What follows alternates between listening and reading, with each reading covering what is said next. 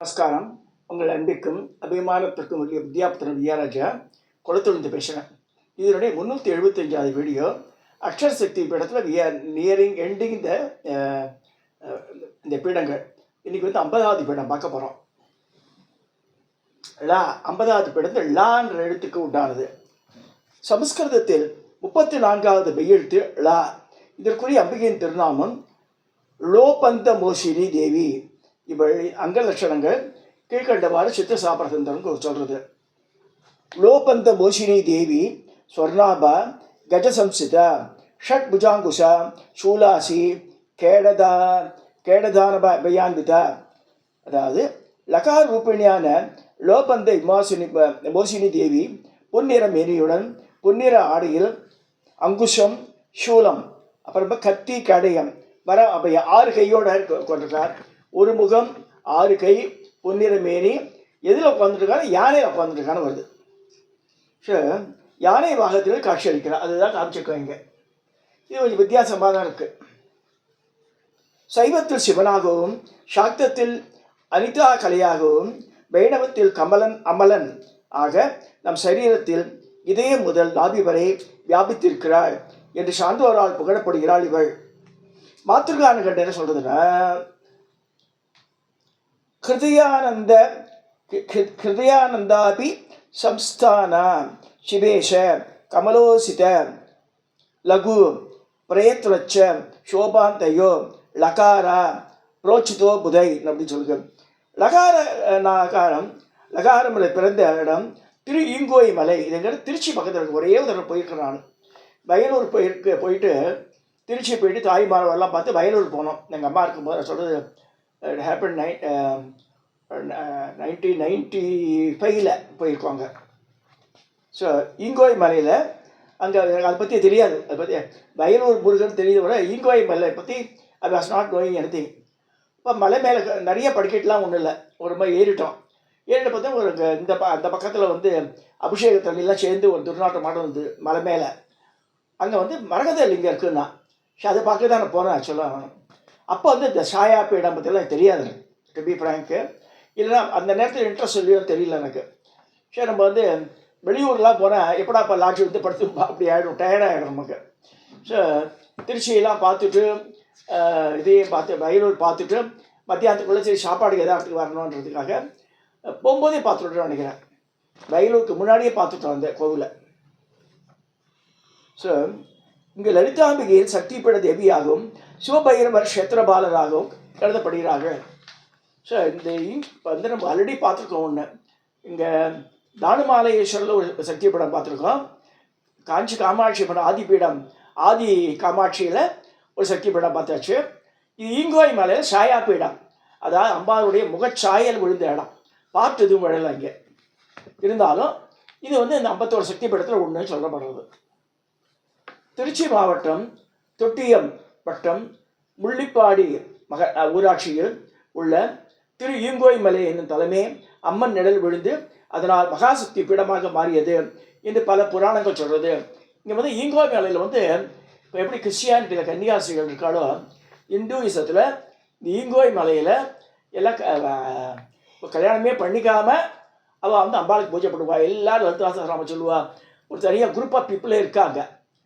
அவள் எல்லாமே இந்த காவியரசனம் கட்டிகிட்டு இருப்பேன். எல்லாமே பூஜை புரஸ்காரம் எல்லாமே உண்டாங்க.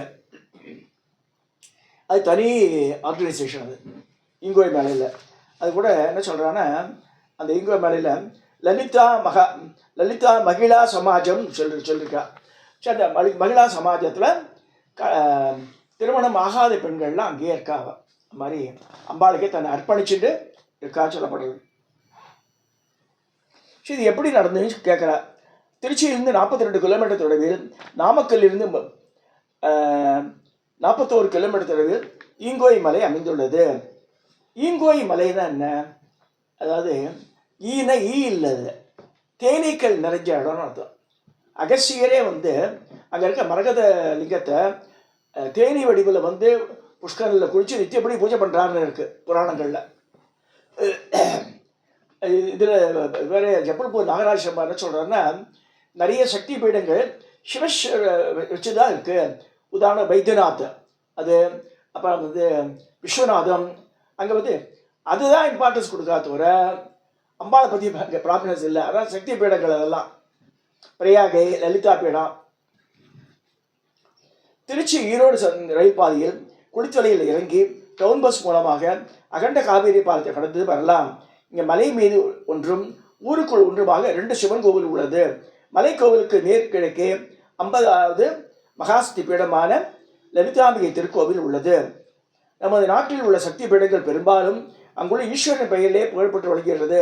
உதாரணமாக வாரணாசி விஸ்வநாதர், தேவகர் வைத்தியநாதர், பிரபாசப்பட்டினம் சோமநாதர், வேலூர் கிருஷ்ணேஸ்வரர், உஜ்ஜயினி மகாகாலர், ஸ்ரீசைலம் மல்லிகார்ஜுனர், பிரம்மராம்பிகாங்க.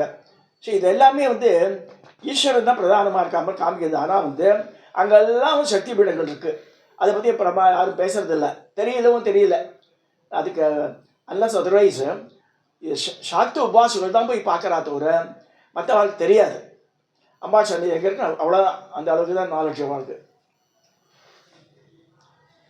இப்போ அங்குள்ள சக்தி பீடங்களை பற்றி அறிந்தோர் வெகு சிலரே ஆயினும் சாயாபுரம் என்ற 50வது சக்தி பீடம் அப்படி மரகதேஸ்வரர் என்ற பெயராலும் இங்கோய் மலை கோவிலும் புகழ்பெற்றவையே. மிகவும் புராதனமாக லலிதாம்பிகை பீஜாட்சரம் தோன்றிய ஸ்ரீவித்யா உபாசகர்களுக்கு மட்டும் தெரிந்த புனித இடம் பிற்காலத்தில் திரு ஈங்கோய் மலையாக பெயரெடுத்தது. வாயு பகவானுக்கும் பூமியை தலையை தாங்கும் ஆதிசேஷனுக்கும் சண்டை வருது. அப்போ வாயு பகவான் வந்து ஒரு மலையை தூக்கி போடுற அதில் ஒரு பாட்டு விழுந்தாலும் தான் ஈங்கோய் மலை சொல்லப்படுறது. ஒன்று லங்கையில் போய் விடுறது, ஈங்கோய் மலையில் ஒரு விட்டு விடுறது. அங்கெல்லாம் எல்லாமே மரகத கலை அந்த காலத்தில், நாட் நவ், புராணத்தில் ஸ்டார்டிங் பீரியடில் ஆயிரக்கணக்கான வருஷத்துக்கு முன்னாடி அதெல்லாம் வந்து மரகத கற்களாக இருந்தது தான், பச்சை கல்லாகவே இருந்தது. இப்போ வந்து இரும்பு தாத்து வாட்டர் மாறி எடுத்துன்னு போட்டிருக்காரு. மகாமேருவை வாயு பகவான் பெயர்க்க முடியாதபடி 1000 தலைகளை விரித்து சிறிது காற்று நுழையாதபடி அதை மூடிக்கொண்டார் ஆதிசேஷன். ஆனால் எவ்வளோ மீண்டும் வாயு பகவானால் மேருமலை அசைக்க முடியவில்லை. இதனால் கோபம் கொண்ட வாயு பகவான் தேவர்களை சுவாசிக்க முடியாதபடி காற்று அடைக்கின்றார். அப்புறம் அவளை கஷ்டப்படுறார். அவளெல்லாம் எடுத்து ஆதிசேஷன் காப்பாற்றுங்கன்றார். அப்போ ஆதிசேஷன் ஒரு தலையை சற்று திருப்பின உடனே தூக்கிடுறார். மலையை தூக்கி மாதிரி பிட்ஸ் அண்ட் பீசஸாக விடுறது. அதில் ஒரு பர்வதம் வந்து திருக்கூட பர்வதம், அது கடலுக்கு நடுவில் போய் வந்துடுறது.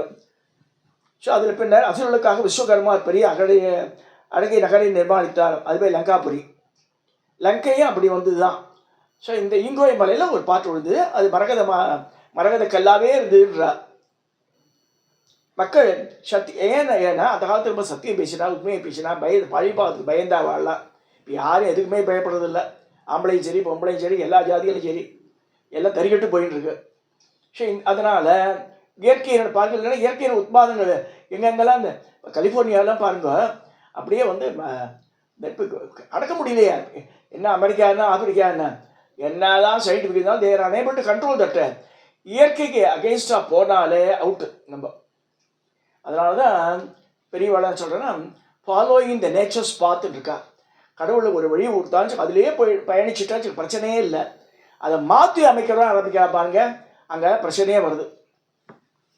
ஸோ இந்த மலை மரகதமாகவும் பிரகாசமாக இருந்தபோது தாட்சாயினி தேவியின் ஜோதிமயமான முகத்தின் சாயை இங்கே விழுந்தது. அதனால தான் இங்கோய் மலை சொல்லப்படுறது. இந்த இடம் சாயாபுரம் மகாசக்தி பீடம் என்று சாயாபீடம் என்று பெயர்பட்டது.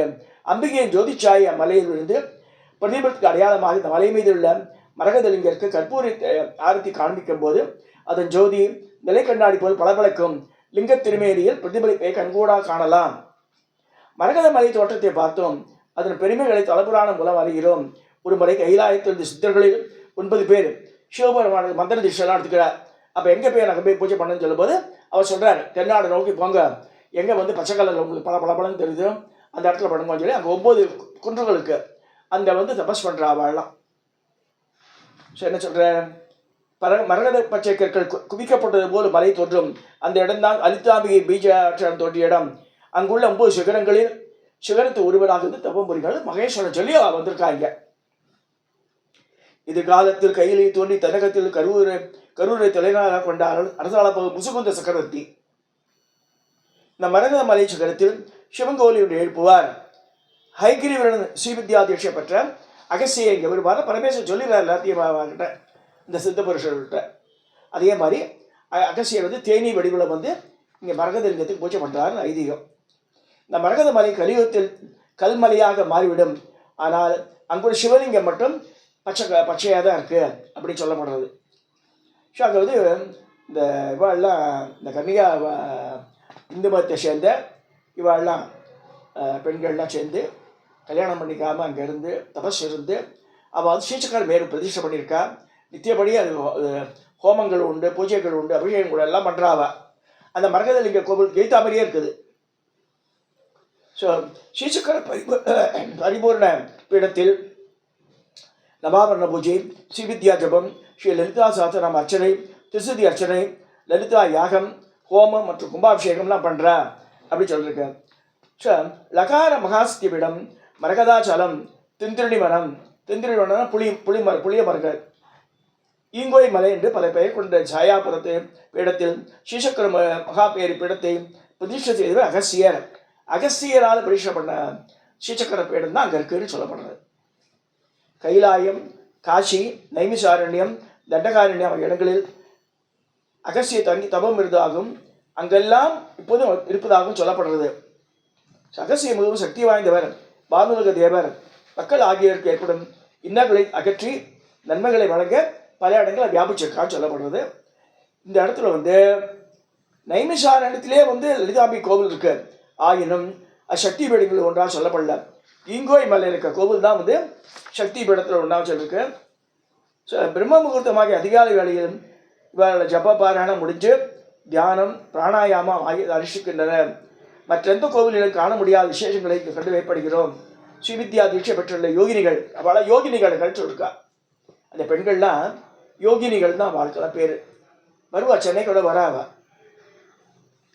தியானிகள் ஒவ்வொரு பௌர்ணமி தினத்திலும் காலை 8 மணி முதல் பகல் முழுவதும் அபிஷேகம், ஆராதனை, நவாபரண பூஜை, ஸ்ரீவித்யா ஜபம், லலிதா சாஸ்திரநாம அர்ச்சனை, திருசதி நாம அர்ச்சனை, சதுஷ்டி உபச்சாரம் 64 உபச்சாரங்கள் பண்ணி அம்பாளுக்கு பூஜை பண்ணுறதெல்லாம் பண்ணுறாவா தான். பெண்களே பண்ணுறா. இப்போ மேல்மருத்துவர் சொல்கிறவன் இது பெருசு இல்லை. மேல்மருத்துவர் இப்போ வந்து தானே மேட்டர் ஆஃப் 50 இயர்ஸ்க்குள்ளே வந்தது. ஆனால் இது வந்து பல 1000 வருஷக்காரமாக இருக்குது. அது தெரிஞ்சுக்கணும். நவாபரண ஸ்ரீசக்கரத்தில் நடுவில் இருக்கும் லலிதாம்பிய பராசக்தி ரகசிய யோகினின்னு சொல்லுங்க. ஸோ அவளை சுற்றி 64 கோடி யோகினிகள் இருக்கான்னு இருக்கு. மகா சதுஷ்டி கோடி யோகின்னா 576 கோடி யோகினி கணங்கள் இருக்கா. இவாள் அங்கே பூஜிக்கப்படுறா. இந்த யோகினி கணங்களாலே பூஜிக்கப்படுறான்னு சொல்லப்படுறது. ஸோ இந்த இடத்துல இருக்கிற அம்பாள் எப்படி இருக்குன்னா வித்தியாசமாக இருக்கும். நான் ஒரு படம் காமிக்கிற பாருங்க. நான் நினச்சிட்டே என்ன எடுத்து வச்சுக்கல. இருக்குது இந்த ஷாக்தம்னு இந்த புத்தகத்தில் இந்த லலிதாம்பிகை படத்தை போட்டிருக்கான். நார்மலாக லலிதையினுடைய முன்கையில் தான் வந்து அந்த புஷ்பபானமும் அந்த இதுவும் இருக்கும். அப்போ என்ன இந்த மலைக்கடைகள் இருக்கும். ஆனால் இந்த இடத்துல எப்படி இருக்குன்னா வித்தியாசமாக இருக்குது. பின்மேற்கரங்களில் அதெல்லாம் இருக்குன்னு இருக்கு. அதாங்க முன்கையில் பாசமங்குசம் வச்சுருக்கா, பின்மேற்கையில் வந்து கரும்பு புஷ்பபானம் வச்சுட்ருக்கா. இதுதான் வந்து வித்தியாசமான தோற்றம். இது வந்து ஈங்கோய் மலையில் இருக்கிற லலிதாம்பியினுடைய படம். அது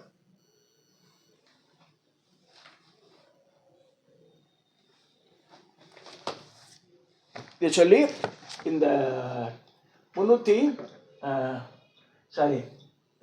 சக்தி படத்தை நிறைவேற்றுகிறேன். இதில் வந்து இந்த வீடியோவை இதை நிறைய தயவுசெய்து சப்ஸ்கிரைப் பண்ணுங்க. 2 நாளாக நான் பார்க்குறேன். சப்ஸ்கிரைபர்ஸ் ஒருத்த கூட ஆட் ஆகலை. தயவுசெய்து சப்ஸ்கிரைப் பண்ணால் நல்லா புதுசாக பார்க்குறவா சப்ஸ்கிரைப் பண்ணுங்க, ஷேர் பண்ணுங்க, லைக் பண்ணுங்க சொல்லி இந்த மாதிரி நாளையோடு முடிகிறது இந்த இது.